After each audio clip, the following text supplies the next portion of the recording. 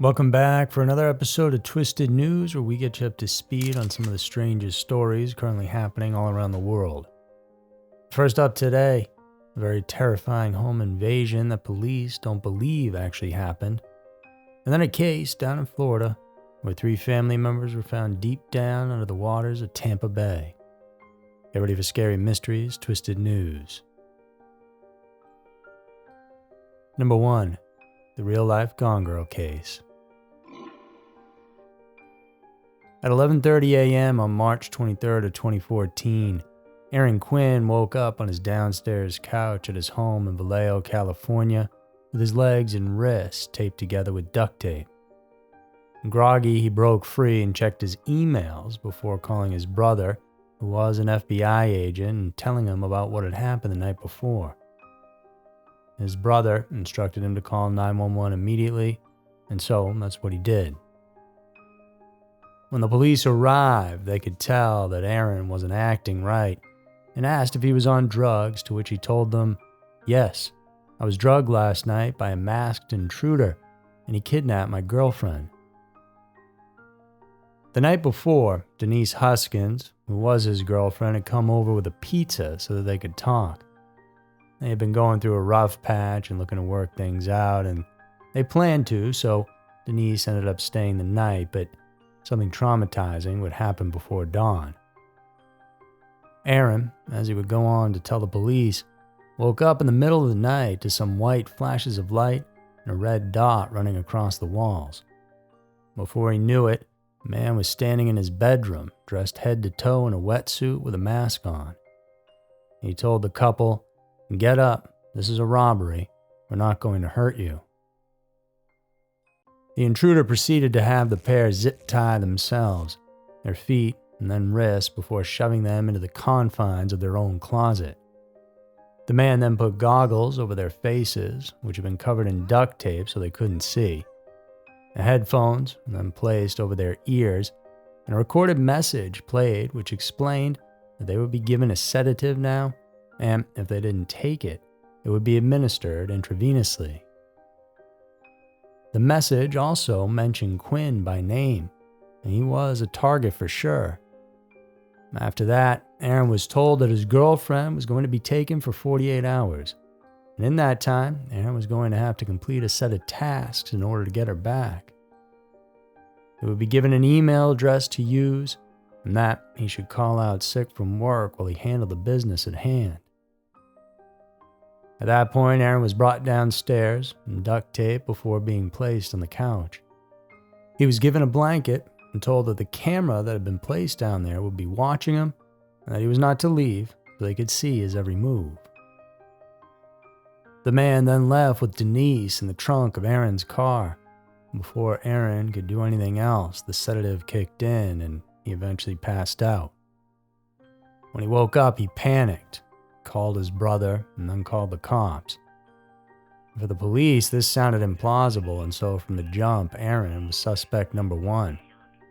The authorities figured he had killed his girlfriend and then made up this entire story. Aaron would be interrogated, and the detectives clearly didn't believe him, but then, 2 days later and 400 miles away in Huntington Beach, California, Denise showed up close to her mom's house. She had been dropped off by the kidnapper and would go on to tell the exact same story as Aaron, with the added fact that she had been assaulted by the kidnapper. As a result, the couple's plight drew eerie parallels to the fictional narrative of Gone Girl, leading to the media dubbing it the Gone Girl kidnapping. This comparison only fueled public doubt and sensationalism, overshadowing the grim reality of their situation. The media and police had made up their minds, and now everyone thought these two were some kind of con artists. And that's a look that doesn't wear off in the eyes of co-workers, friends, and families easily.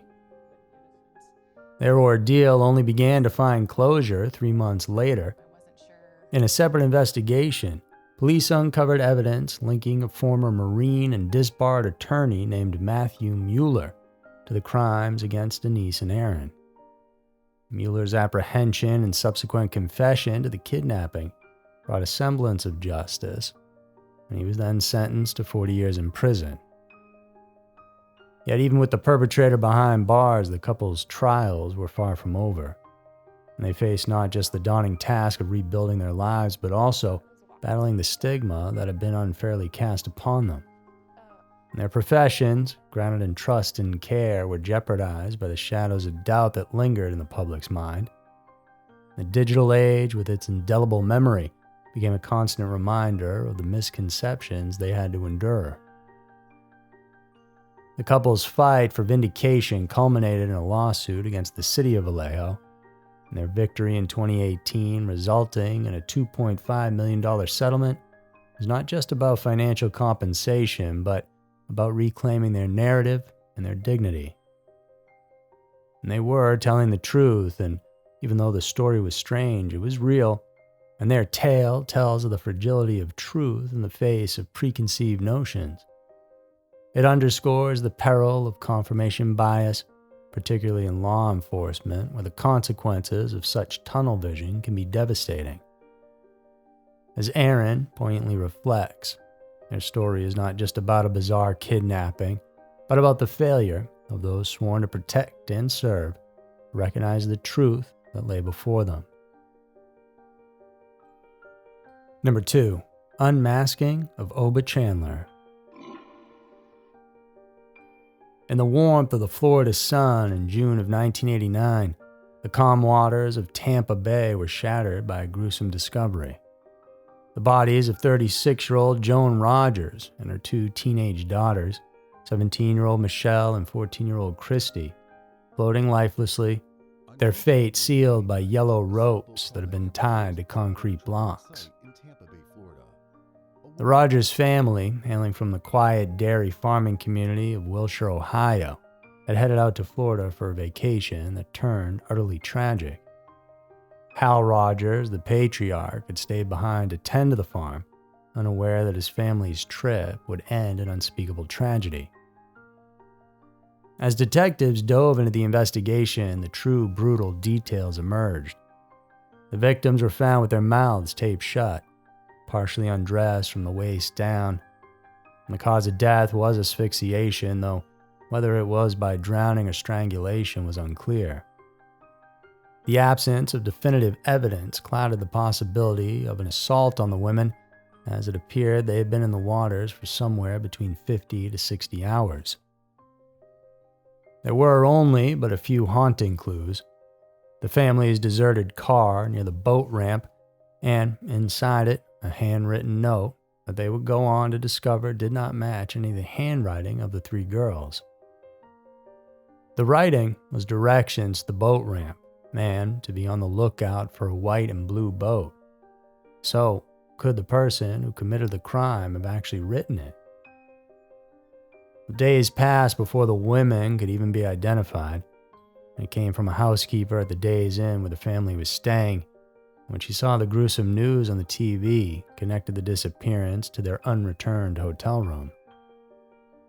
Suspicions briefly turned towards Joan's brother John, who had his own problems with the law and a past of abusing one of the daughters, but his incarceration during the time of the murders cleared him of any involvement.